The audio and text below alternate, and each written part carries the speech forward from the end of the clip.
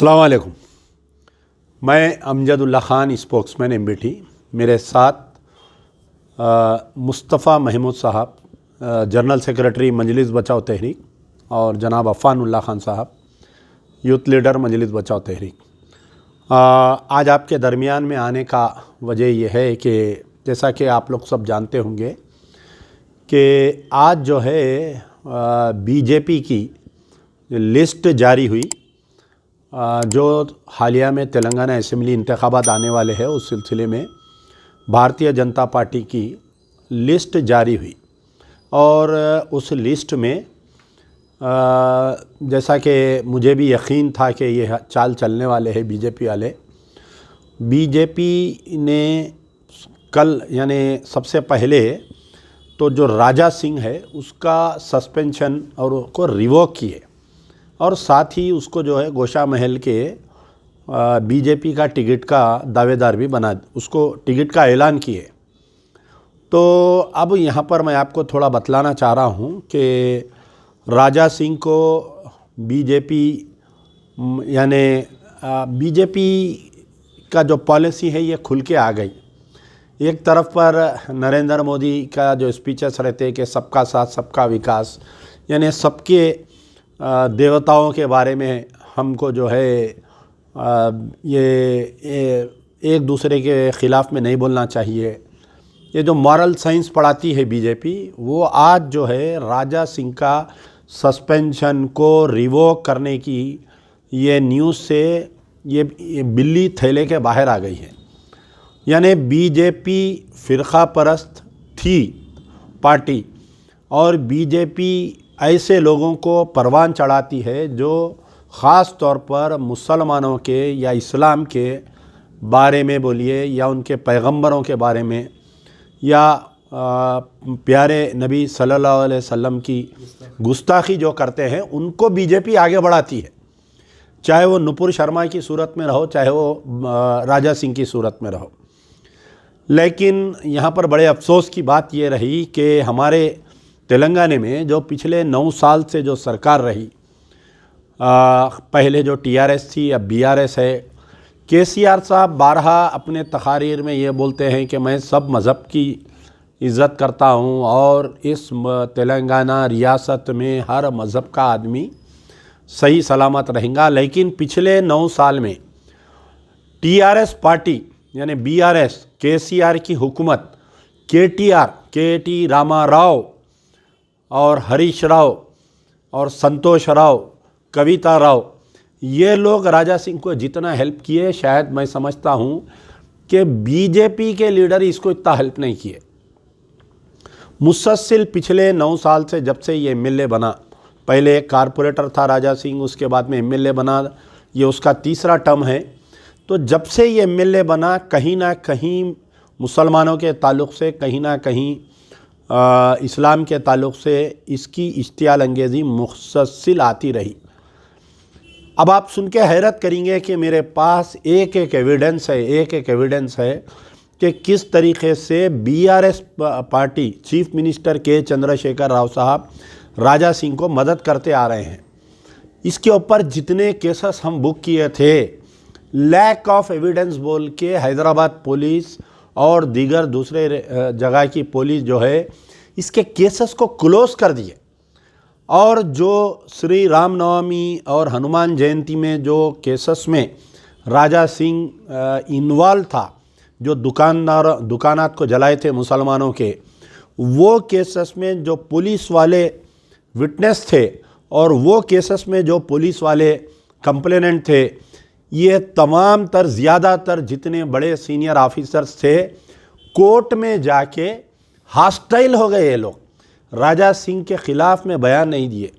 यानी एक तरफ इसको खुली छूट दे दी गई बीआरएस सरकार की तरफ से, केसीआर की तरफ से, केटीआर की तरफ से, और दूसरी तरफ अगर इसके ऊपर केसेस कुछ पुलिस वाले बुक किए तो आगे जाके वो केसेस को जो है लैक ऑफ एविडेंस बोल के केसेस को क्लोज कर दिए।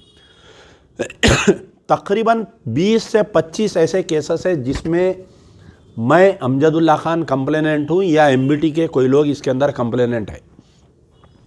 लेकिन राजा सिंह के ऊपर केसेस को, हमारे केसेस को भी कम, यानी उमन ऐसा होता कि अगर कोई केस देते तो उसको नोटिस देते और केस में अगर एविडेंस नहीं रहा तो कोर्ट विल डिसाइड कि वेदर दैट मैटर में एविडेंस है या नहीं है। लेकिन राजा सिंह के केस में ऐसा हुआ कि तेलंगाना पुलिस के आला ओहदेदार, principal secretary home, director general of police, chief minister की इमा पर राजा सिंह को मुसलसल 9 साल से बचाते रहे, उसको 9 साल से जो है बचाते रहे।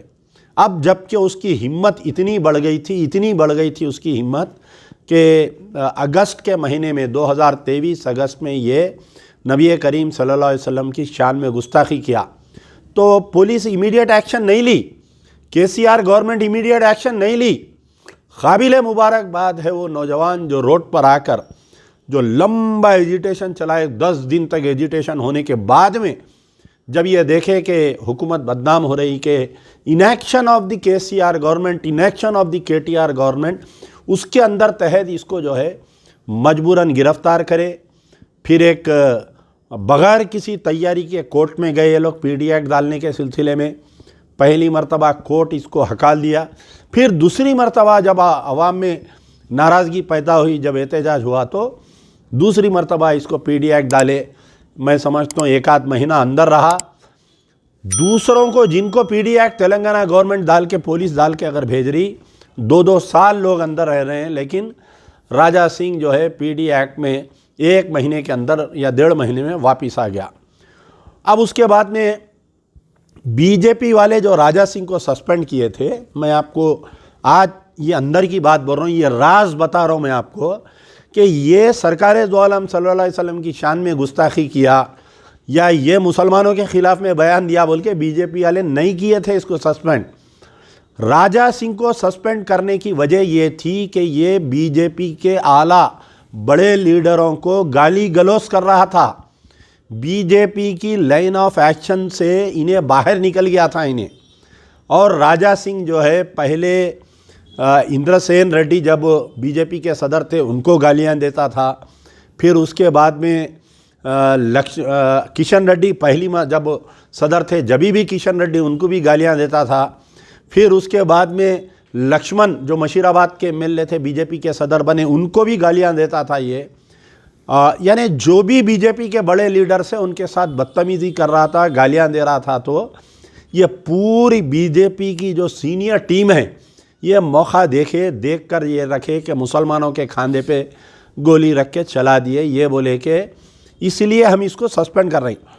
आप वो सस्पेंशन के आर्डर में भी देखिए, अगर बीजेपी की नीयत और नीति सही रहती, अगर वाकई ये मुसलमानों के बारे में हमदर्द होते, वाकई अगर ये लोग जो सरकार दो आलम सल्लल्लाहु अलैहि वसल्लम की निशान में गुस्ताखी करा बोल के इसको हटाते, तो सिर्फ सस्पेंशन नहीं, पार्टी से डिसमिस कर देना था इसको। और आज जो है उसको फिर से रिवोक नहीं करके उसको फिर से टिकट नहीं देना था।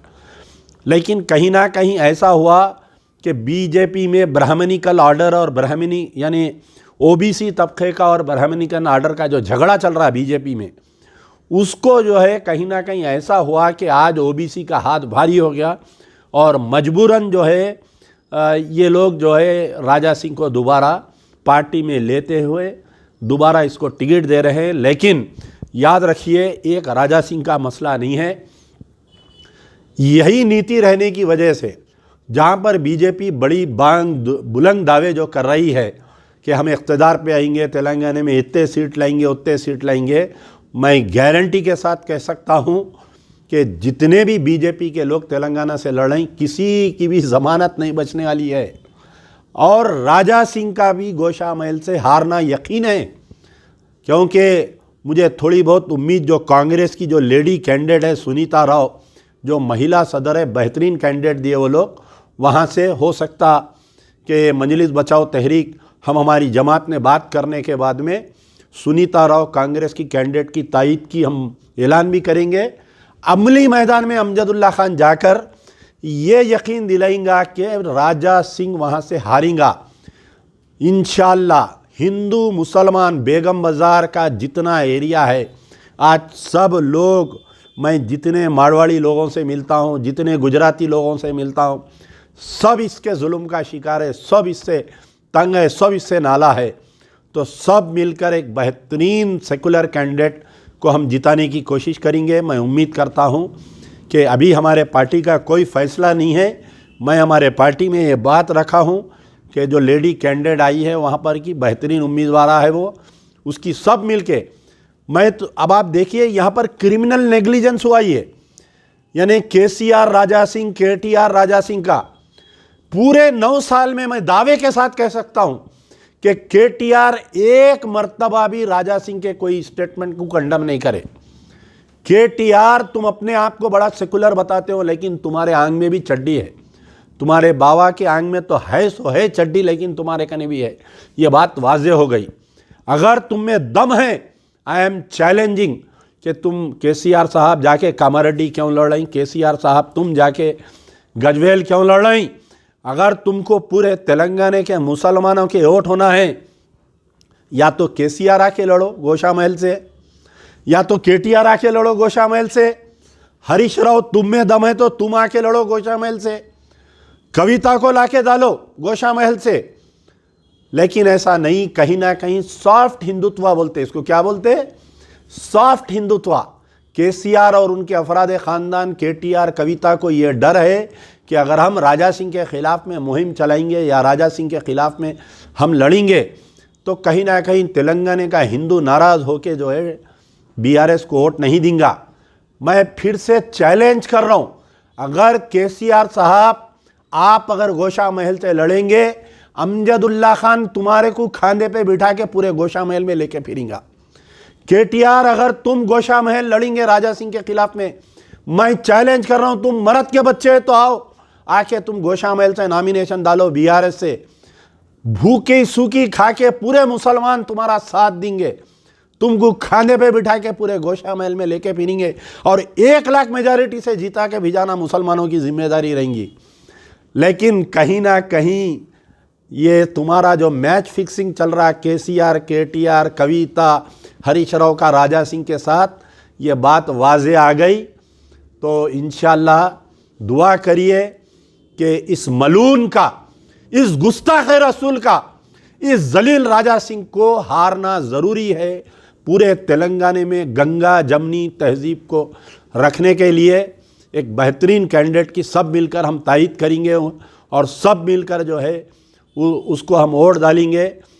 हमारी नज़र है गोशा महल के ऊपर। इंशाअल्लाह ये मलून नहीं जीतना चाहिए। हर वो मुसलमान की जिम्मेदारी है, हर वो हिंदू, सेकुलर हिंदू की जिम्मेदारी है कि मलून को यहाँ से भगाना चाहिए। यार जिंदा सोबत बाग।